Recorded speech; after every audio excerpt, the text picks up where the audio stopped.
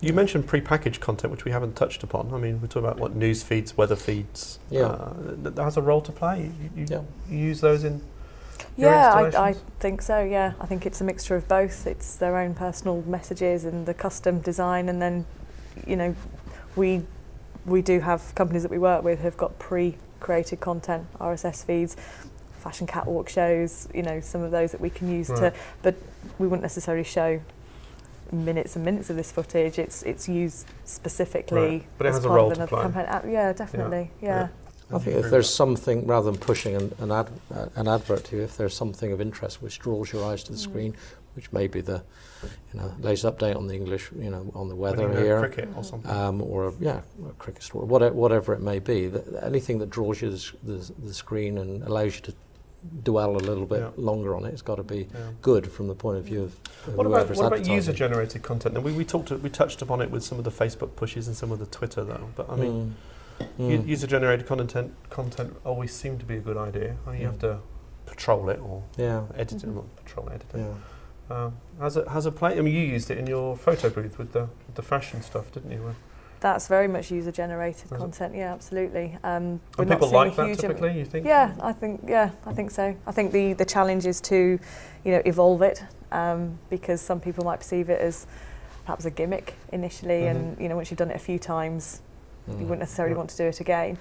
So I think it's part of this whole strategy that the brand needs to think about. It's not just for launch, but okay, how are we going to evolve it and keep it fresh, keep it new?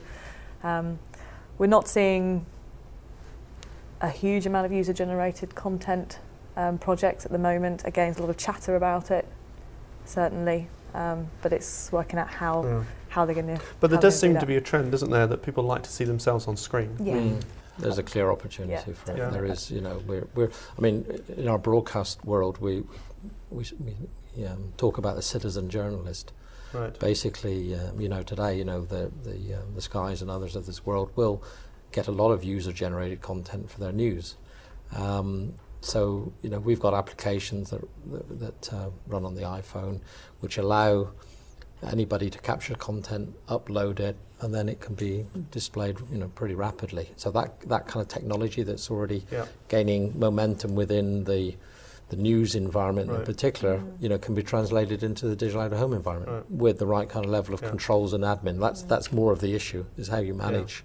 And of course, people seem to be taking their iPhones and their iPods, creating stuff and plugging it into you know, big screens, video walls. Well, exactly. I mean, I think treat a large video wall as a message board, and why not, instead of building a projector into your cell phone, why not display it on a public display and just share it?